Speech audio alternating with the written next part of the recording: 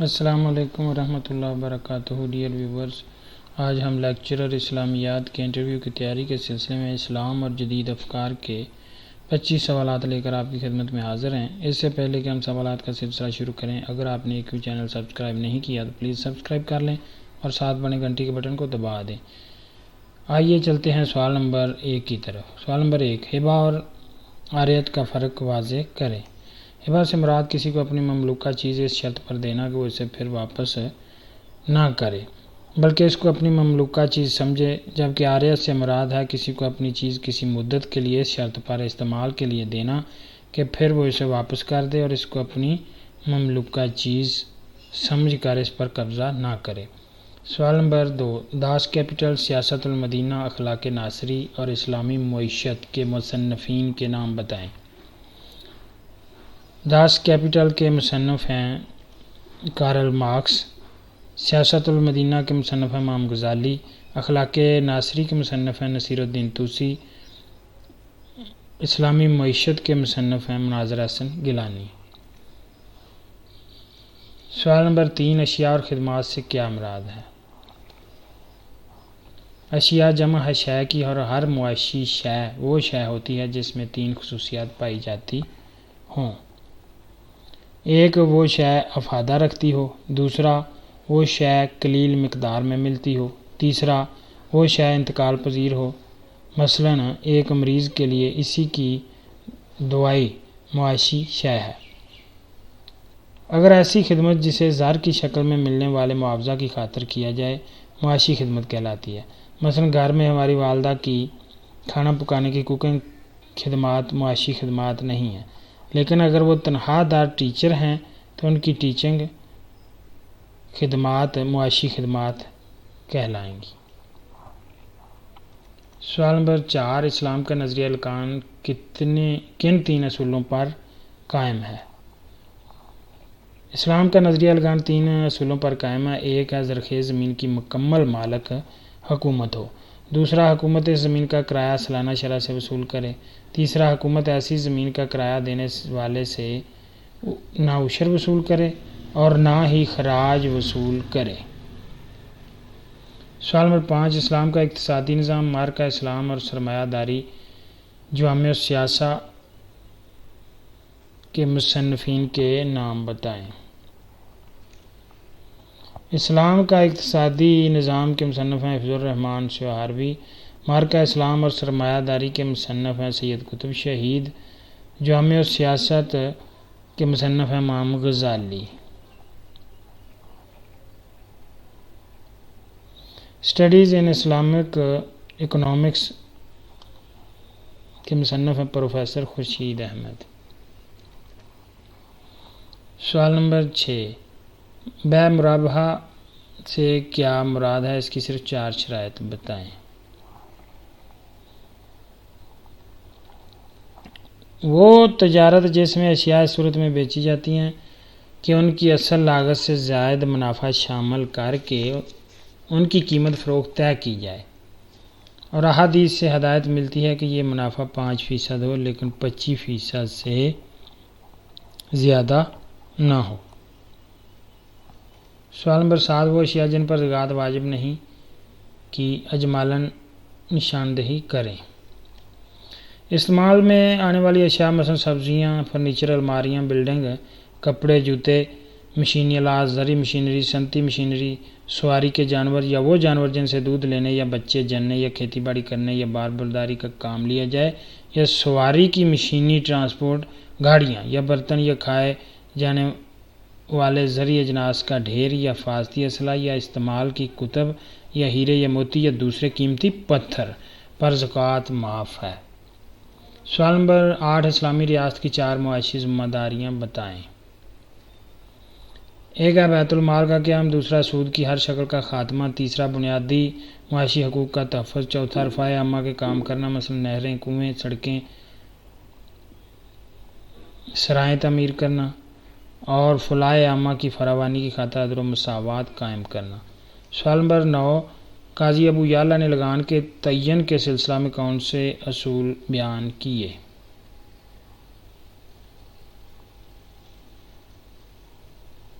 ایک ہے لگان کی شرح کو زمین کی زرخیزی کے فرق اور فصل کی سرسبزی کے فرق اور آبپاشی کی سہولت کے فرق کو بنیاد بنا کر طے کیا جائے۔ دوسرا لگان تحریری معاہدہ پر قائم ہو۔ تیسرا قدرتی آفات سے فصل ضائع ہو جائے تو لگان معاف ہوگا۔ چوتھا فصل ایک ہو یا زیادہ، لگان سال میں صرف ایک بار ہوگا۔ پانچواں سارے سال فصل کاشت کی جائے یا نہ کی جائے، سال کا لگان دینا ہوگا۔ چھٹا کاشتکار کو آمد و رفت اور آبپاشی کے تمام راستے غیر مشروط ملیں۔ سوال نمبر 10 سوشلزم اور معاشی ترقی، ماڈرن بینکنگ، اسلام اور سود، اسلامی معیشت کے مصنفین کے نام بتائیں۔ سوشلزم اور معاشی ترقی Hussain Khan, modern banking F S Sayers, اسلام اور سود انور اقبال، اسلامی معیشت مناظر احسن گیلانی۔ سوال نمبر 12 بلا واسطہ اور بالواسطہ ٹیکس میں کیا فرق ہے؟ بلا واسطہ ٹیکس وہ ٹیکس ہوتا ہے جس کا بوجھ براہ راست ٹیکس دہندہ پر پڑتا ہے، جیسے انکم ٹیکس، جبکہ بالواسطہ ٹیکس وہ ٹیکس ہوتا ہے جس کا بوجھ براہ راست دیگر ٹیکس دہندہ پر پڑتا ہے، جیسے سیلز ٹیکس جو حکومت اشیاء پر عائد کرتی ہے لیکن ان اشیاء کے خریدار کو ان کی قیمت کے ساتھ یہ بالواسطہ سیلز ٹیکس دینا پڑتا ہے۔ سوال نمبر 13 اسباط سے کیا مراد ہے؟ 2 اقسام بتائیں۔ میت کے باپ کی جانب سے اس کے قریب ترین رشتہ دار، یعنی میت کے وہ رشتہ دار ورثہ جنہیں ذوی الفروض کے حصے تقسیم ہونے کے بعد باقی ترکہ میں ایک مقررہ تناسب میں تقسیم کر دیا جاتا ہے، اور اسباط کی 2 اقسام ہوتی ہیں، اسبہ سببی، اسبہ نسبی۔ سوال نمبر 14 افراط زر سے کیا مراد ہے؟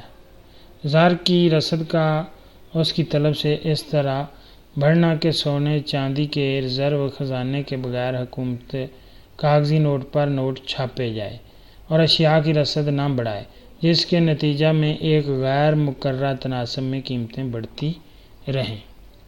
سوال نمبر 15 غارمین اور پھر رکاب سے کیا مراد ہے؟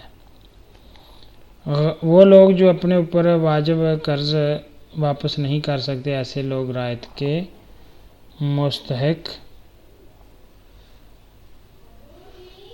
ہوتے ہیں، انہیں غارمین کہتے ہیں۔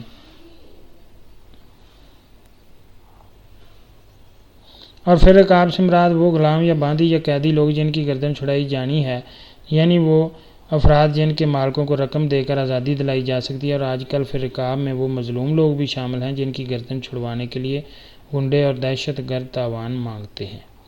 سوال نمبر 16 سوشلزم کا مختصر مفہوم بتائیں۔ اس کے بانی کارل مارکس نے یہ نظریہ پیش کیا کہ تمام وسائل دولت ایک ریاست کی مشترکہ ملکیت میں ہونے چاہیے، اس لیے کسی بھی فرد کو کسی بھی ذرائع پیداوار پر نہ تو کوئی مالکانہ حقوق دیے جائیں اور نہ کسی فرد کو اس ذریعے سے تنہا منافع کھانے دیا جائے، لہذا سوسائٹی کے افراد کو جو کچھ ملے گا وہ فوجی سپاہیوں کی طرح ان کی خدمات کے معاوضہ کے طور پر ان کی اہلیت کے مطابق دیا جائے گا۔ سوال نمبر 18 عدل کے لغوی معنی اور اصطلاحی معنی بتائیں اور اسلام میں عدل کے اعلیٰ معیار کے بارے میں آیت سنائیں۔ عدل سے مراد دوسروں کو ان کا حق دے دینا۔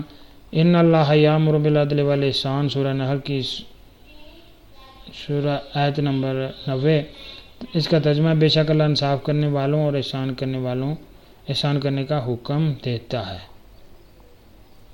سوال نمبر 19 جی ڈی پی سے کیا مراد ہے؟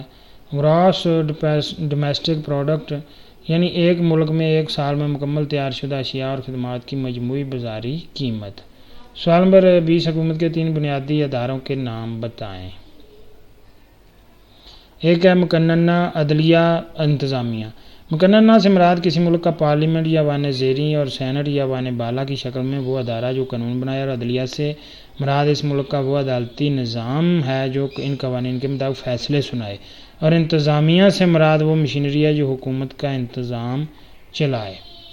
سوال نمبر 21 قومیت، نیشنلزم کا مختصر مفہوم اور تعریف کریں۔ قومیت وہ مضبوط جذبہ جو عموماً ایک ہی قسم کی روایات اور ثقافتی رسوم کے حامل انسانوں کو ایک مخصوص علاقہ میں متحد رکھنے میں بنیادی کردار ادا کرتا ہے۔ قومیت کی بنیادی خصوصیات نسلی اتحاد اور جغرافیائی وحدت اور زبان کی یکسانیت اور یک رنگی اور رسم و رواج کی یکسانیت ہیں۔ سوال نمبر 22، علم سیاسیات کی اہمیت کیا ہے؟ 3 اہم بنیادی نکات کے نام بتائیں۔ پولیٹیکل سائنس کی اہمیت یہ ہے کہ اولاً یہ نہ صرف ہمیں ہر ملک کے حاکم و محکوم کے تاریخی تعلقات کے بارے میں بتاتا ہے بلکہ ان کے متعلقہ حقوق و فرائض پر بھی بحث کرتا ہے، اور دوسرا، علم سیاسیات حکومت کے 3 بنیادی اداروں مقننہ سینٹ یا ایوان بالا اور پارلیمنٹ یا ایوان زیریں عدلیہ اور انتظامیہ کے آپس میں مربوط یا متصادم ہونے کے بارے میں بتاتا ہے، اور تیسرا، علم سیاسیات ہمیں ہر ملک کے متعلقہ نظام شہنشاہیت یا نظام آمریت یا نظام جمہوریت یا نظام اشتراکیت وغیرہ کے متحد حاکم و محکوم کے تاریخی انقلابات اور ان کے سیاسی عروج و زوال کے بارے میں بتاتا ہے۔ سوال نمبر 23، تاریخ تعلیم و تربیت اسلامیہ اور بنیادی حقوق کے مصنفین کے نام بتائیں۔ ڈاکٹر احمد شلبی بنیادی حقوق کے مصنف ہیں۔ صلاح الدین۔ سوال نمبر 24، تبلیغ کے لغوی اصطلاحی معنی بتائیں اور تبلیغ کی حکمت پر قرآن کی ایک آیت کریمہ عربی متن با ترجمہ سنائیں۔